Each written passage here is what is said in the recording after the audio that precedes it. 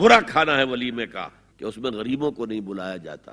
ظاہر بات ہے مسلی کھلانے کے لیے تو ولیمہ نہیں ہوتا، اپنے احباب کو دوستوں کو بلایا جاتا ہے. پھر بھی میں تم سے کہتا ہوں کہ جسے ولیمے کے لیے بلایا جائے وہ اگر نہیں جائے گا تو اللہ اور اس کے رسول کے حکم کی نافرمانی کرے.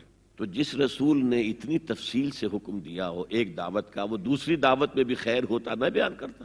جب نکاح مسجد میں اور کوئی دعوت طعام نہیں تو بارات کا تصور. خلاص بارات کس بلا کا نام ہے؟ قرآن میں تو کوئی ذکر ہی نہیں، عربی میں یہ لفظ ہی نہیں. اجتماع طرفین مسجد میں ہوا، نکاح ہوا. لڑکی کو حضرت فاطمہ کو رضی اللہ تعالی عنہا کچھ خواتین جا کر چھوڑ آئی تھی اس حجرے میں جو ایک انصاری صحابی نے حضرت علی کو دیا تھا. ان کا تو کوئی گھر بھی نہیں تھا. کوئی حضرت علی آئے ہوں اور آ کر وداع کرا کے لے کے گئے ہوں. چوتھی چیز، جہیز کا کوئی تصور اسلام میں نہیں. خالص ہندوانہ رسم، خالص ہندوانہ رسم، خالص ہندوانہ رسم. ہندوؤں میں کیوں ہے؟ وہ اس لیے ہے، معقول بات ہے کہ لڑکی کا وراثت میں کوئی حصہ ہے ہی نہیں. وہ تو جب گھر سے نکل رہی ہے کچھ دے دلا کے رخصت کر دو. دان دہیج یہ خیرات ہے، لڑکی کا حق کوئی نہیں ہے گھر پر. اسلام میں تو لڑکی وارث ہے. والد فوت ہوں گے وراثت تقسیم ہوگی، والدہ فوت ہوگی کوئی ان کی ہے ملکیت وہ تقسیم ہوگی.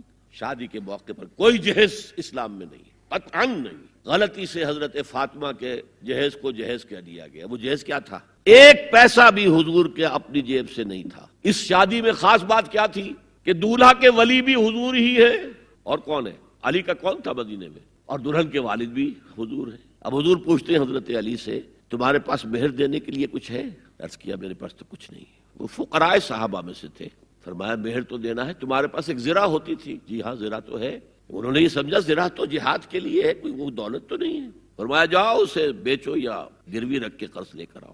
وہ گئے، حضرت عثمان نے خرید لی اور کچھ دنوں کے بعد واپس کر دی ہدیتاً. یہ زرہ میں ہدیہ آپ کو کر رہا ہوں. اس وقت اگر کہتے چھوڑو علی کہاں تو لو میں پیسے دے دیتا ہوں تمہیں، تو ان کی طبیعت پر بار ہوتا. اس پیسے سے حضور نے کچھ پیسے گھر بھیجے، اندر دلہن کو ذرا تیار کر دو. اور کچھ پیسوں سے وہ ایک گدا جس میں کھجور کی کھال بھری ہوئی تھی اور 2 تکیے جس میں کھجور کی کھال بھری ہوئی تھی. ایک مشکیزہ کنویں سے پانی تو لانا ہی ہے نا.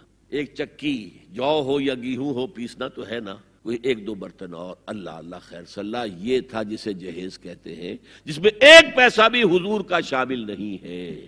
وہ حضرت فاطمہ کا مہر تھا جس سے بنایا گیا. ورنہ مدینے ہی میں دوسری آپ کی صاحبزادی کا نکاح حضرت عثمان سے بھی ہوا. کہیں ذکر ہے جہیز کا؟ حضرت عثمان کا گھر بھرا ہوا، ہر چیزیں موجود، وہاں تو کسی جہیز کا تذکرہ نہیں. بہرحال یہ شادی کو آسان کرو، زنا کو مشکل بناؤ. اسلام کا فلسفہ جو میں نے 4-5 باتیں آپ کو بتا، فلسفہ یہ ہے کہ لڑکی کے باپ پر ایک پیسے کا بوجھ نہیں. اس نے لڑکی پال پوس کے تمہارے حوالے کر دیا، اب اور کیا چاہتے ہو تم؟